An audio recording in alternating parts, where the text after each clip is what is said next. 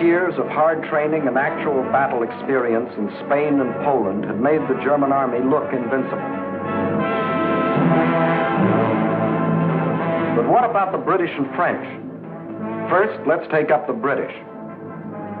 They started from scratch, but both at home and abroad, an army was growing. For not only Britain had declared war, Canada, Australia, New Zealand, South Africa, the whole British Commonwealth of Nations was also determined on victory over Hitlerism and all it stands for. And Britain had one weapon that was ready, the Royal Navy. Shortly after war was declared, it had swept German shipping from the high seas.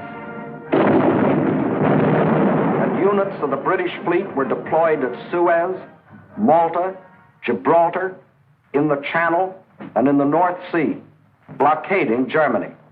World conquest was impossible without running smack up against the rock called Britain. How to strike at that little island? That was the question. Between Britain and Germany stood not only France, but the little countries of Luxembourg, Belgium, Holland, Denmark, Norway, and Sweden. The people of these small neutral countries were peaceful, hard-working, and free. They knew they were in the middle and feared violation of their neutrality. Hitler knew this. He also knew that if they united with the Allies, they would form a solid democratic wall against Nazi aggression, and their conquest would be far more difficult. So before striking with his armies, he used another weapon, the propaganda barrage, to confuse, to make them lose faith, to divide and conquer. To lull the fears of the little neutrals, propaganda minister Goebbels told them Germany didn't want a war at all. It was Britain and France that caused all the trouble. Then it was Hitler's turn. In a speech on October 6, 1939, he made them all kinds of specific promises. To the Danes, he said, "We have concluded a non-aggression pact with Denmark." To the Norwegians, he said, "Germany never had any conflict with the northern states and has none today." To the Dutch, he said, "The new Reich has endeavored to continue the traditional friendship with Holland." And to the Belgians, he announced, "The Reich has put forth no claim which might in any way be regarded as a threat to Belgium." And while Hitler was making these promises, his generals were cold-bloodedly picking out the first victim, Norway. And why did they pick Norway? Its many steep inlets or fjords would make excellent U-boat bases from which raiders could prey on British supply lines.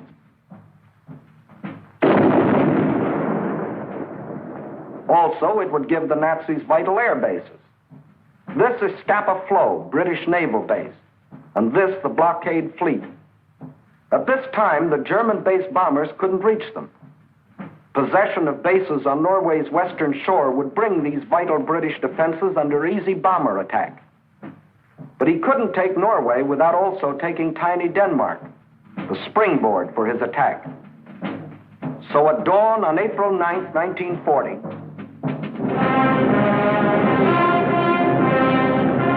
the German army rolled across the neutral borders of Little Denmark, and in a matter of hours it occupied the entire country.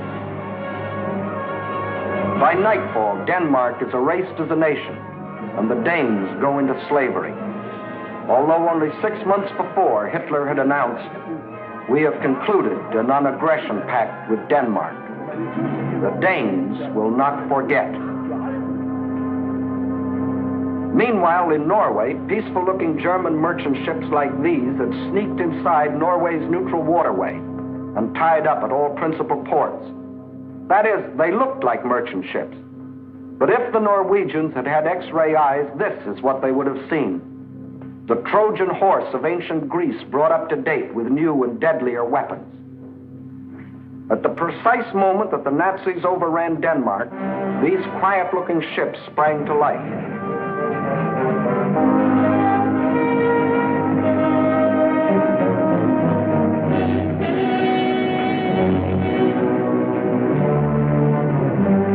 At the same time, Nazi warships, discovered along the entire coastline, started steaming up the Norwegian fjords. Ships, transports, tanks, men, planes, all flung themselves simultaneously upon a defenseless country. Airborne infantry seized every strategic Norwegian airport. The whole job was made easier by treacherous fifth columnists, led by Major Quisling, who seized power and issued orders to suppress resistance. Nazi warships steamed past silent guns that could have blasted them out of the water. This was one of the most amazing acts of treachery the world has ever known. It brought Major Quisling international fame, making his very name synonymous with the word traitor. By the afternoon of April 9th, the Germans were in complete control of all 7 ports where they had landed in the morning.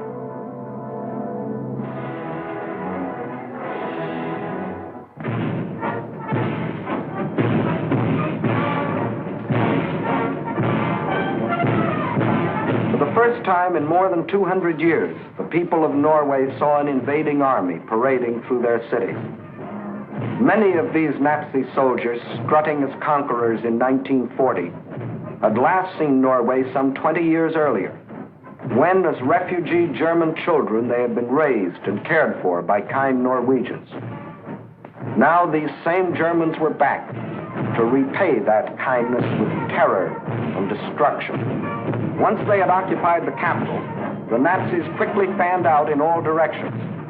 But loyal Norwegian troops stopped one German column between Hamar and Elverum.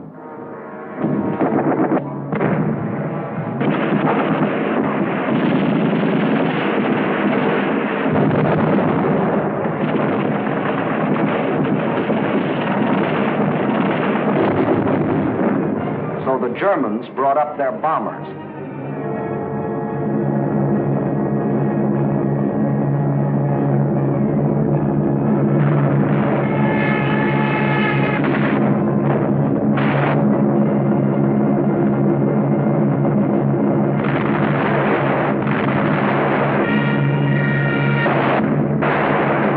Norwegians were forced to flee to the north under constant and unopposed air attack.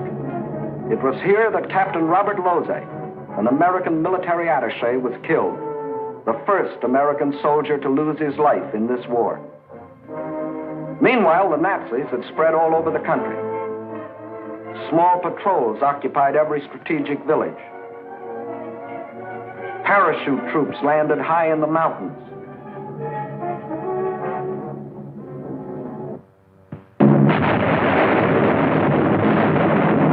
Unopposed bombing raids sent defenseless civilians fleeing in stark terror.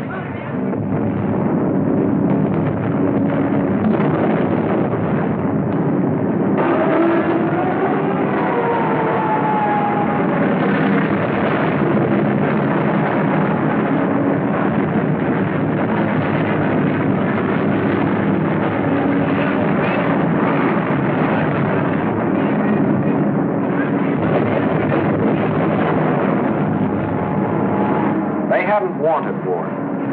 They had done everything to avoid it. Hoping they could escape the Nazi scourge, they had compromised and tragically failed to unite with the other democracies. And now they faced the scourge defenseless and alone. For before the Allies could come to their aid, the Germans were in control of all principal ports. Regardless of this, British, French, and Polish contingents plunged in and made several landings along the Norwegian coast. They landed forces north and south of Trondheim and attempted an encircling movement on the city under constant, heavy, and almost entirely unopposed air attack.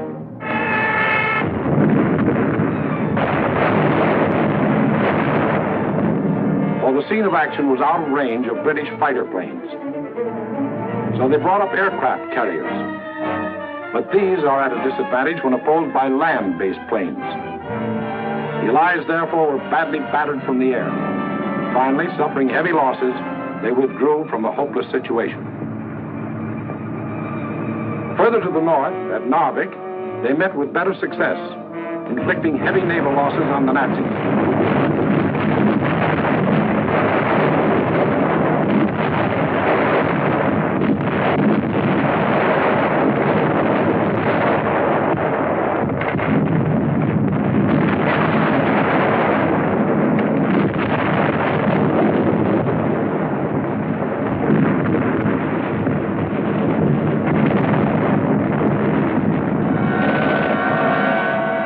Landings and held the town for nearly 2 months.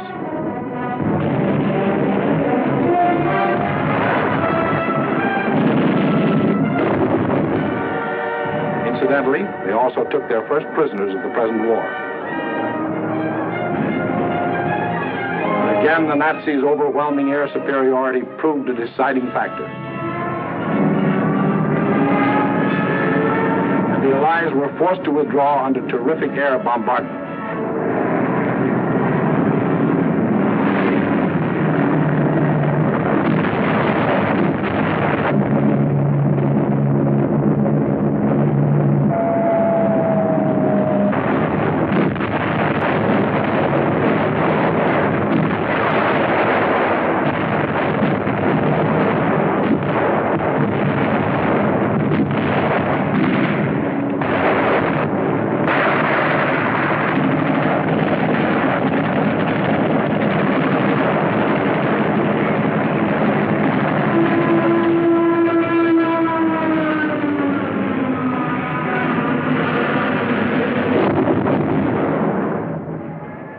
Norwegians were left with their Quislings, their ruins, their dead.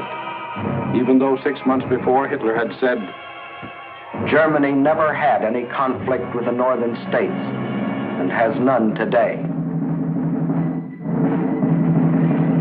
The Norwegians will not forget.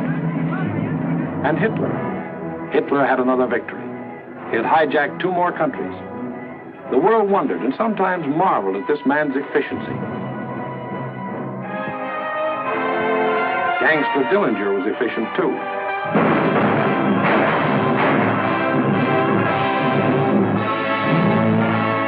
When a man or a nation throws away all regard for the laws of God and man, he is bound at first to be more efficient than his victims.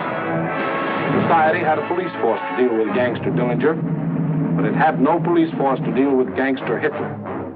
So he clubbed Norway into submission and got what he wanted, bases for use against Britain. Now he had the northern claw of an enormous pincer movement. A drive through France would give him the southern claw. Blockade by U-boats coupled with mass bombing attacks would weaken the British for final invasion. Then, with Britain gone, Germany could reach out in all directions for world conquest.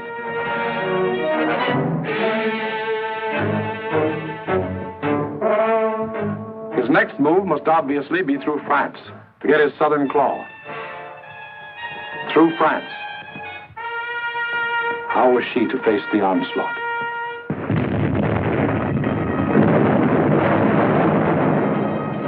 These scenes are ancient history. They occurred in 1914. The German armies, without warning, had smashed across neutral Belgium, invaded France, reached the River Marne only a few miles from Paris.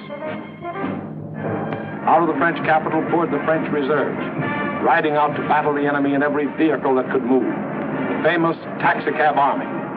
Note well, it was riding out to battle. In the center of the French line stood the 9th French Army, commanded by a then comparatively unknown general. On September 5th, 1914, he is reputed to have said, "My right is driven in. My center is giving way. The situation is excellent. I attack."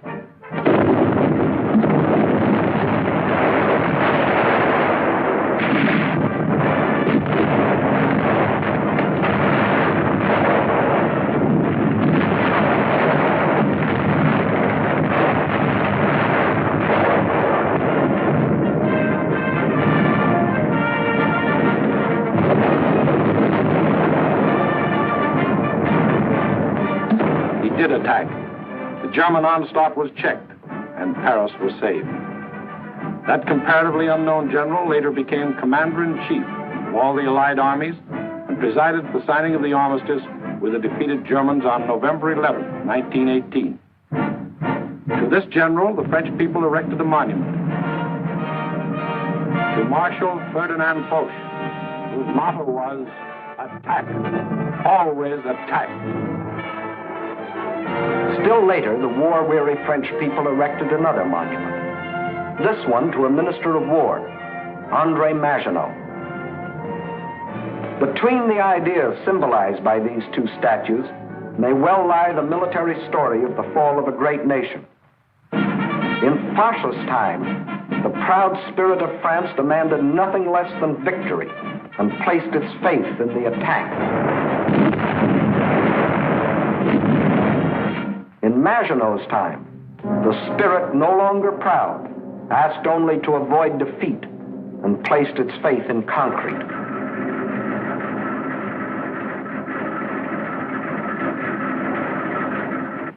So the French built the mighty chain of fortresses called the Maginot Line. These tremendous bastions were built deep into the French land. They were connected by underground passages and railways, guarding France's eastern borders facing Germany. And when France was finally forced to declare war against the rising Nazi menace, the French troops, instead of attacking, were marched into their modern caves to wait for the Nazi blitz to smash itself against the Maginot Line. And their generals, headed by Marshal Pétain, proudly announced, "Whoever makes the first move in this war will be hurt." But Hitler didn't go near the Maginot Line. That was France's strong point. Instead, he attacked the weak point. Hitler knew that the French had tried to avoid war instead of preparing for it. That knowledge was one of his greatest weapons. He knew they had planes, but he knew they were antiquated. He knew they had tanks, but he knew they were few in number and lightly armored. But most important of all, he knew that France had become a cynical and disillusioned nation. What made this change in the French spirit? In the first place, between 1914 and 1918, the French suffered more than 6 million casualties in the heroic defense of their land against German invasion. The flower of an entire generation was lost, with its stimulus of new blood, new determination, new ideals. Secondly, the failure of the League of Nations, to which the French had pinned their hopes of peace, the corruption of many in high places, the greed of special interests, all had combined to shake the faith of the French people in their democratic ideals. And when a people loses its faith in its own ideals, it is ripe for the insidious words of the devil. France still looked like an imposing castle, but Hitler's political termites had so gnawed away the binding of national unity that the castle was ready to crumble.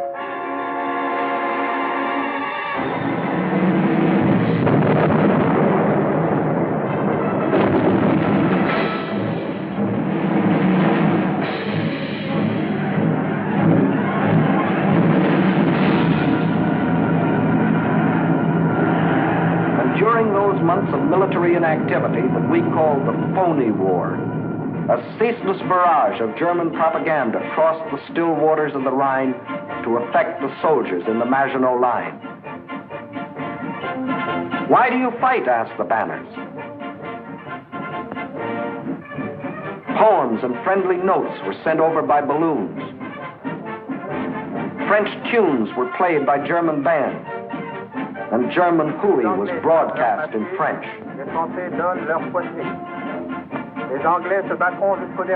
The British will fight to the last drop of French blood. You have been deceived. This is an imperialistic war for Britain. We Germans want nothing of France. What is happening to your wives back home, soldiers? The British are stationed in your villages. Yes, France was ready to be plucked. The whole force of the Nazi might was turned toward the west. How would they strike this time? Through Alsace-Lorraine as in 1870? Through the Low Countries as in 1914? What was the 1940 model conquest? The French considered the Maginot Line utterly impregnable, and therefore believed the Germans would again try a swing through the Low Countries as in 1914. But even after Hitler's rape of Scandinavia, Holland and Belgium, hoping against hope, still clung to their neutrality. So the French massed 78 divisions here along the border of Belgium. 17 were in the Maginot Line. 10 divisions here in case Mussolini got bold. 3.5 as a safeguard against Spain. The British had 10 divisions here.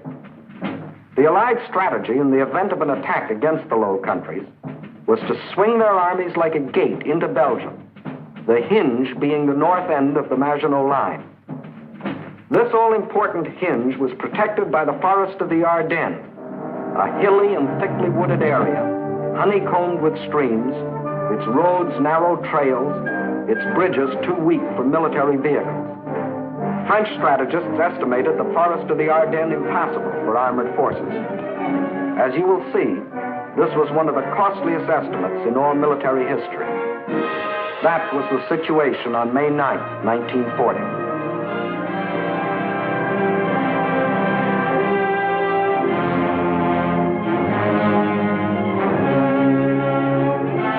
The hour of trial had come.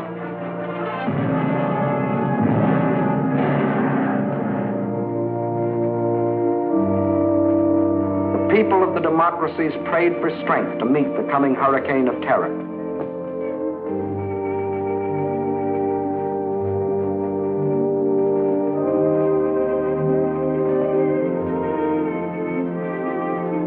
While across the Rhine, Juden ist uns verschrieben und verfallen mit Leib.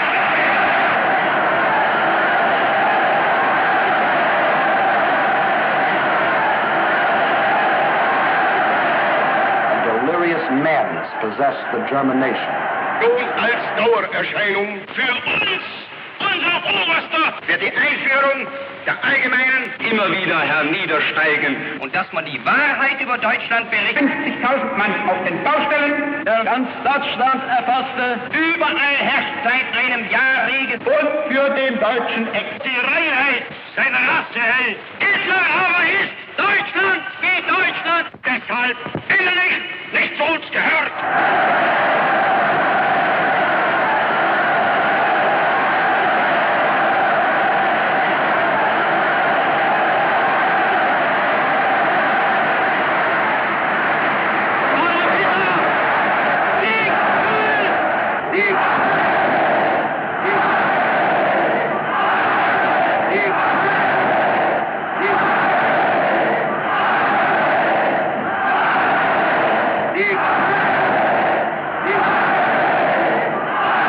Der Tag had come.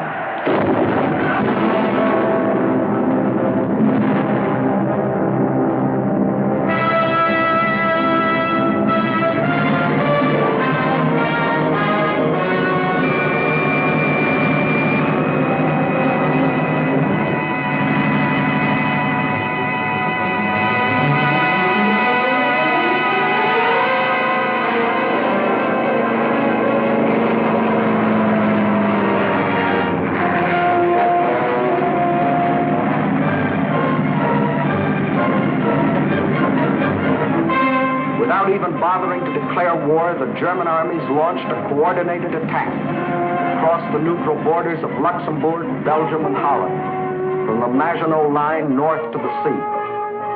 The action along the entire front was simultaneous. So for purposes of clarity, let's take up one country at a time. First, let's see what happened in Holland.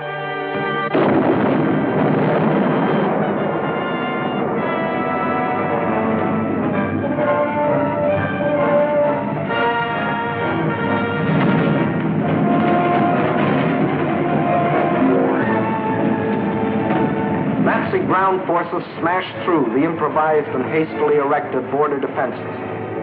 But the main attack was to come from the air, far behind the defense lines.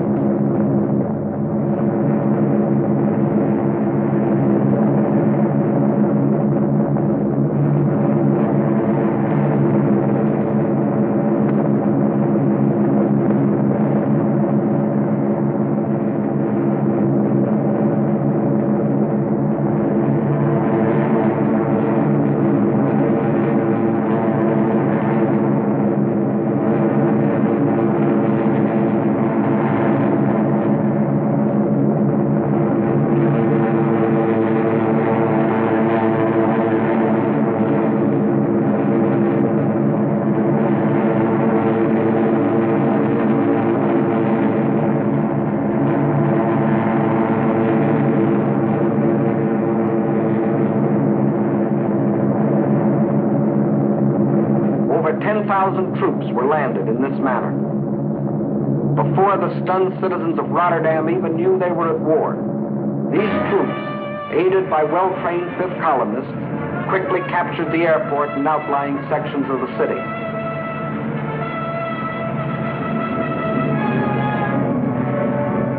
Meantime, Nazi armored columns were racing across the country, their progress speeded by other fifth columnists who prevented the destruction of vital dikes and bridges.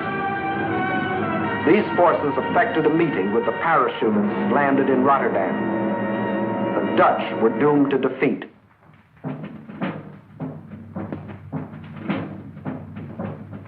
On the fourth day of the invasion, the Nazis gave the Dutch general an ultimatum. All Dutch resistance must cease, or Rotterdam will be bombed flat.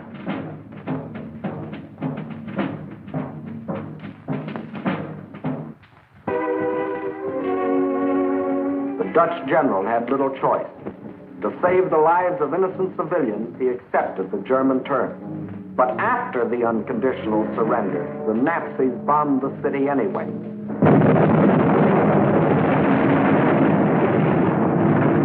Flights of unopposed German bombers flew low over the center of Rotterdam and methodically bombed it into a heap of rubble.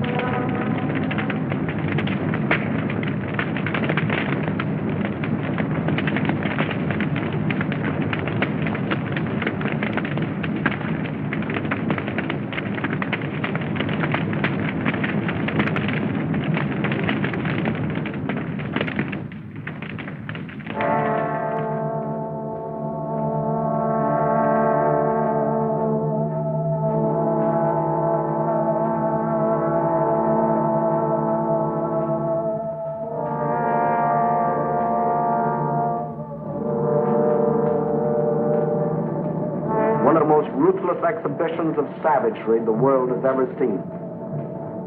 Over 30,000 men, women, and children were killed in the space of 90 minutes. Though only 6 months before, Hitler had said, "The new Reich has endeavored to continue the traditional friendship with Holland. The Dutch will not forget." Meantime, in Belgium, the whole force of Nazi blitzkrieg had stormed across its neutral borders.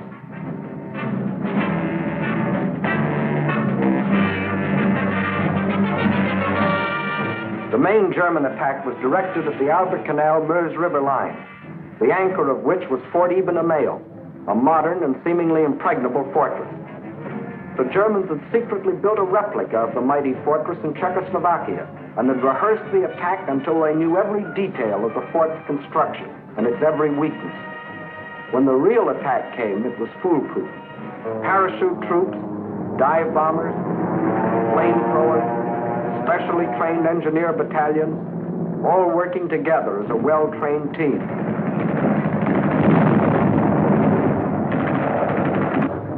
They knew exactly where to cross the river.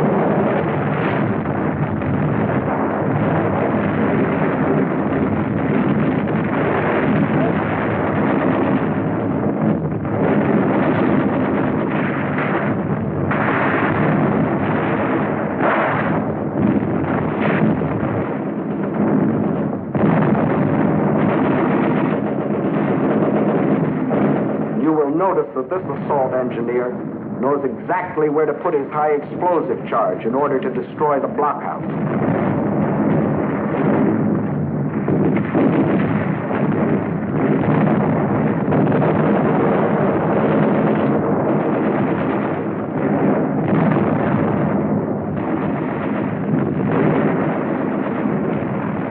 Fort Iben-Amael withstood the Nazi attack exactly 2 days. And the German armies rolled on. Meantime, an hour and a half after the German invasion began, Allied troops crossed the French and Belgian border to meet the advancing Germans.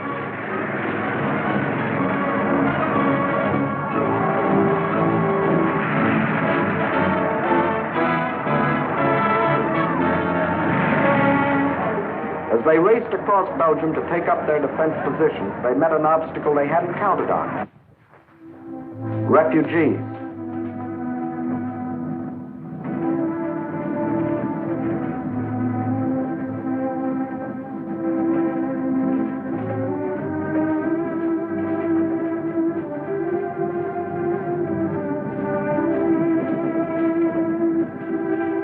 And the refugee-choked roads didn't get that way by accident. The Nazis methodically bombed little towns and villages, otherwise devoid of any military value, not so much to kill as to drive the inhabitants out onto the highways. Then, by expert machine gunning, the Nazis would herd them along in terror-stricken flight to hopelessly entangle the advancing Allied armies.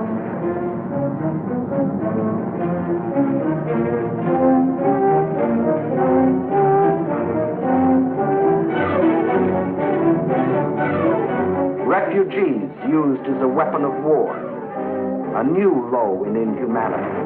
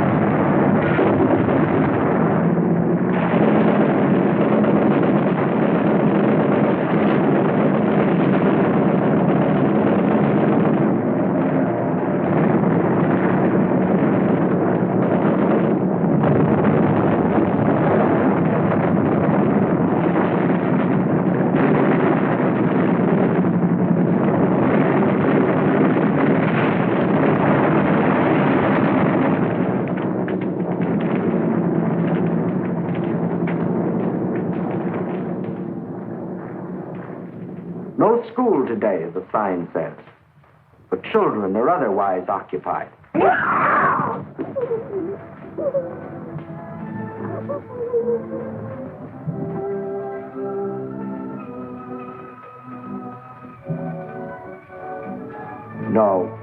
No school today.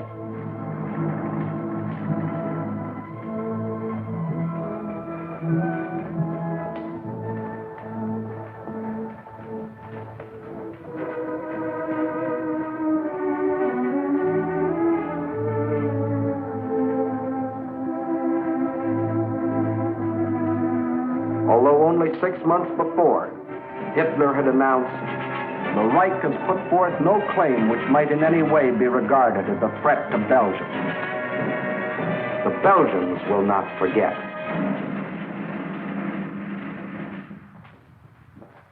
And what about the Allies? They were convinced that the German attack on Belgium and Holland was the main thrust, and according to plan, had swung their armies like a gate into Belgium. But the attack on Belgium and Holland was only a feint. The main German attack was to be centered where the Allies least expected it, through the Ardennes forest. For this decisive blow, they had secretly assembled the mightiest striking force the world had ever seen, including 45,000 armored vehicles.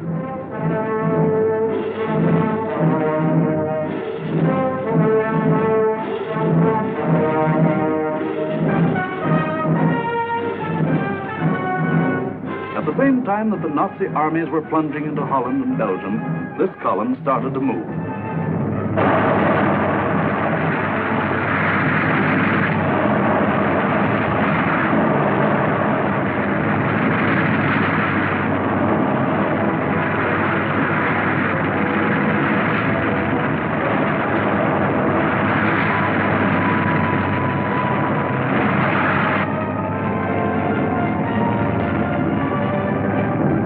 Well-trained engineer battalions went first.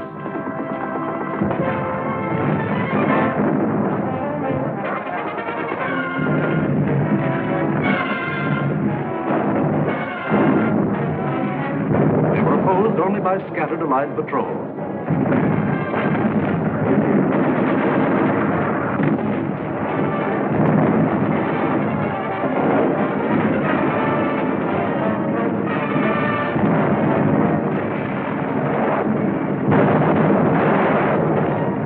They cleared pathways for the tanks to follow.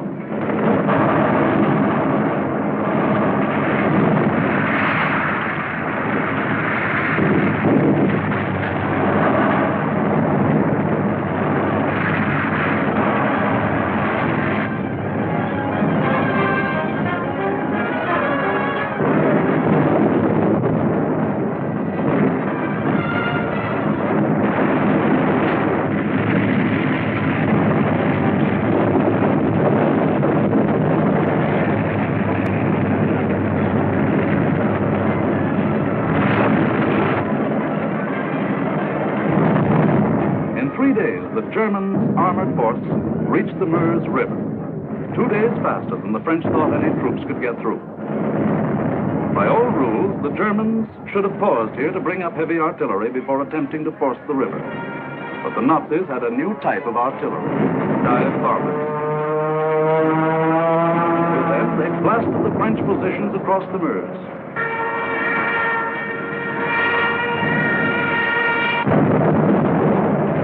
With feverish haste, the Germans laid a barrage across the river with anything and everything that would shoot.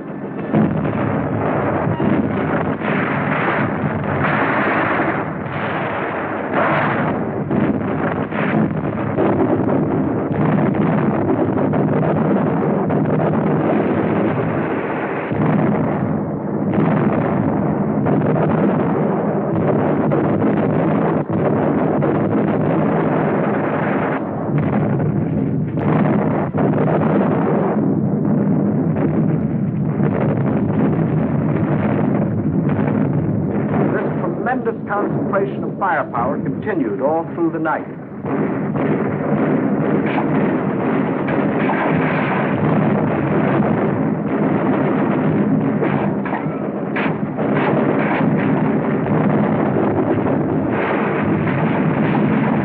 By the following day, shock troops were able to get across the river.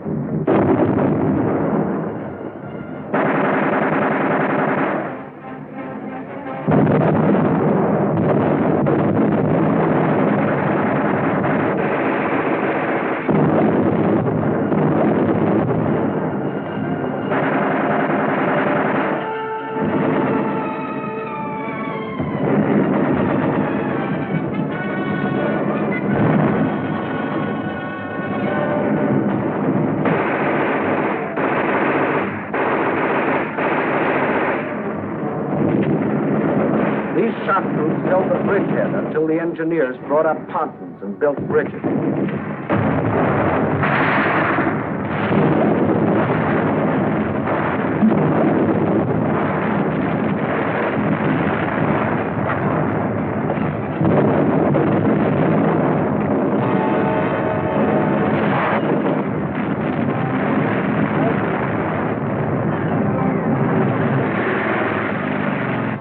Then, without wasting a moment, across these bridges, the main armored force of the German military machine rolled through to Sedan for the all-important breakthrough into a dismayed and flat-footed France.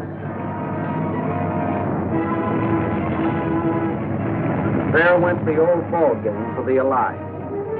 From here on, it was only a matter of how long. Watch the map as one of our intelligence officers explains the details of the German breakthrough. We speak of the breakthrough at Sedan, but actually the break was along a wide front extending for 50 miles from Namur in Belgium to Sedan. Further north, the Allied armies had swung like a gate into these positions. The German armies had swept over Holland, broken the line of the Albert Canal, and for all anyone knew, were preparing to smash against the Allied front with all their power. That was the situation, dangerous but obscure, on the evening of May 13th. On the 14th and 15th, it became clear that the German breakthrough south of Namur was in the greatest strength, and that the French Ninth Army, attacked while moving into position, had been shattered.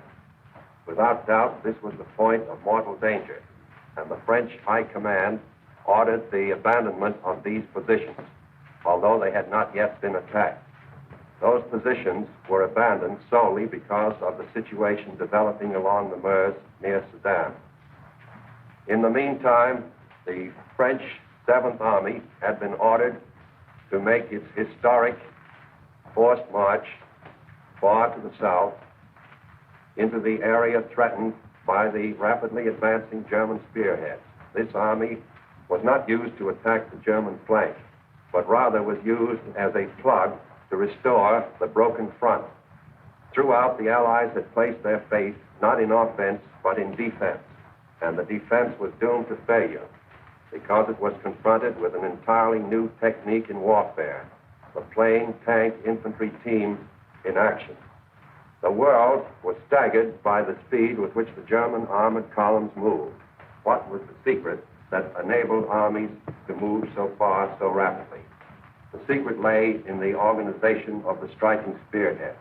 Armored forces came first, closely followed by motorized divisions, which peeled off, forming solid walls. And through the corridor thus formed, raced the supply trucks to feed the ever-lengthening column. It was obvious that if the Allied situation was to be restored, the German column would have to be cut. On May 17th, General de Gaulle attacked the German flank and captured a few prisoners. But his light mechanized forces were like a pin pricking the side of a rhinoceros. A subsequent attack met with even less success. The means for a really successful counterattack against the German corridor simply did not exist. Where numbers of divisions were required, only handfuls of companies and battalions were available. A valiant attempt to cut the German corridor was made by a group of slow-moving British tanks just south of Arras. But lack of sustained striking power doomed this valiant unit to destruction. On May 21st, the German spearhead reached the channel port of Abbeville. Protecting their flank along the Somme, the Germans fanned out to the north and east. This was to be the perfect battle of annihilation. On May 28th, the Belgian army, compressed into a small space and weary of battle, laid down its arms. That left the desperate French and British defenders with their backs to the sea at the small channel port of Dunkirk. One of the greatest disasters in history seemed in the making. An entire British army faced annihilation. But out of the fog and the mist shrouding the channel came a strange armada of Navy craft, fishing boats, pleasure yachts, anything that would float. The seagoing people of Britain had come to rescue their army. High overhead, British fighter planes fought the Luftwaffe to a standstill.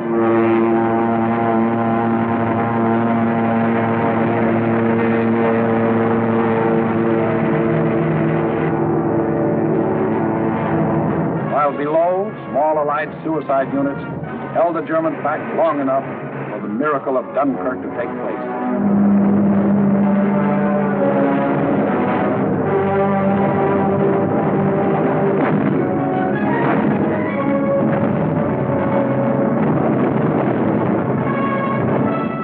$211,500 British troops, plus 112,500 French and Belgian were rescued. Over 300,000 battle-tested men, grimly determined to go back again with new tools, new weapons with which to blast the hated Nazis out of this world. For free men are like rubber balls. The harder they fall, the higher they bounce. Leading the British by this time was a man who had been bouncing all his life, Winston Churchill, who had tried for years to warn the world about Germany. Meantime, the situation that faced France was as nearly hopeless as a military situation can be. 2/5 of the French army was lost. There were fewer than 50 divisions left to defend a front almost 200 miles long, running from the northern end of the Maginot Line to the sea. And behind that thin front line, there were no reserves. The despairing people of Paris sent their children south, praying that some miracle would keep them from harm.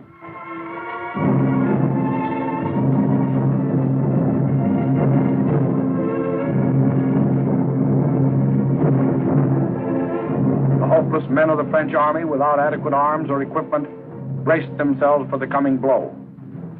The first blow fell on June 5th. The French resistance was determined, but by June 8th, the left flank army had been shattered, and a general withdrawal was ordered to the line of the Marne and the Seine. On June 9th, the German main attack came. Within 2 days, the German armored and motorized divisions roared out into the open terrain. With this breakthrough, the issue of the Battle of France was decided, and from that time on, there was official talk of an armistice. Now, what about the famous Maginot Line? Let's go back and take a look. On June 14th, the Germans launched 2 attacks against the Maginot Line. In both cases, penetrations were effected. But we must remember that this was against fortifications defended by men devoid of hope. In the meantime, Mussolini, now thinking it's safe, sent his divisions racing across the border. The hand that held the dagger has struck it into the back of its neighbor.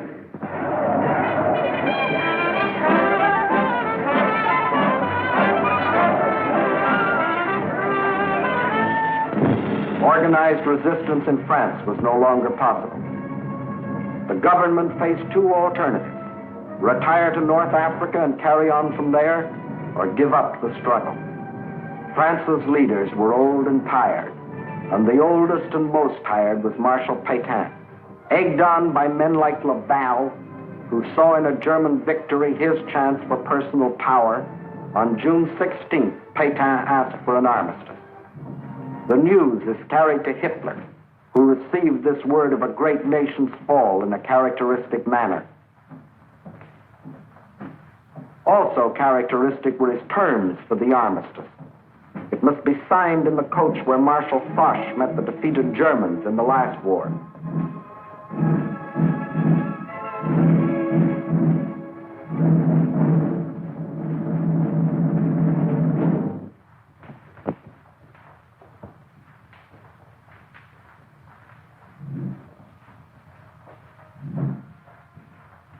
The French delegation arrived to pay the final price of French disunity and the treachery of some of its leaders.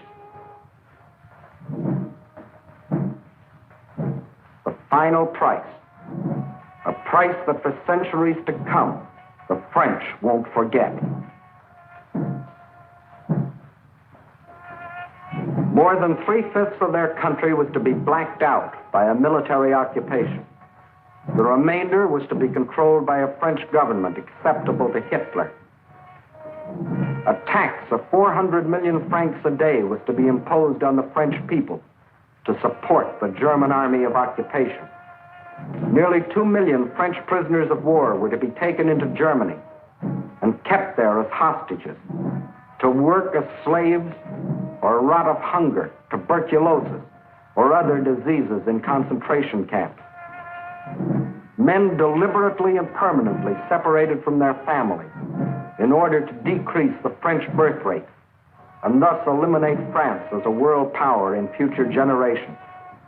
French civilians, men, women, and children, must slave on farm or in factory for the Nazi master race or starve. There will be a class of subject alien races. We need not hesitate to call them slaves. French children were to grow up on such inadequate food that many would reach the age of 12 before they grew new teeth. And for any attempts to protest against these restrictions, thousands of innocent French civilians would be executed. This was the price the French were to pay as they signed the armistice. And a master of the master race must go to Paris to tour the streets of what was once the City of Light. You notice no cheering crowds here to welcome in the new order.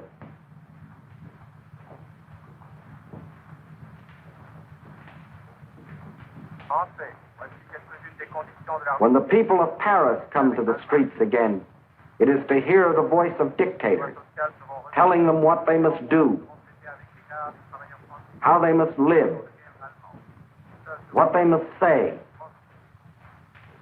what they must think, telling them how to be slaves. Gone is the Republic of France. Gone is free speech and a free representative government. Gone is liberty, equality, fraternity. These are the French. With their ears, they listen. But their minds and their hearts, these are down on the Mediterranean, where the battle colors of the regiments are being taken to Africa, out of the Nazi grasp. The people weep as their glory departs, for they don't as yet know that France has hope, a rallying point. Charles de Gaulle, a soldier in the great tradition of Foch, is not surrendering. He will continue to fight, gathering about him loyal Frenchmen from all over the world to become the Free French Army, the Fighting French. Yes, the people weep as they watch their colors go, not knowing that 2 years later, those same flags would again be unfurled in North Africa, alongside the Stars and Stripes, alongside the Union Jack. Once more, their leaders, General de Gaulle and the famous General Giraud, stand united in the common cause with the leaders of their allies. Once more, the red, white, and blue of France is raised on high. For out of the ashes of the defeat and the humiliation of France, her soul has been born again.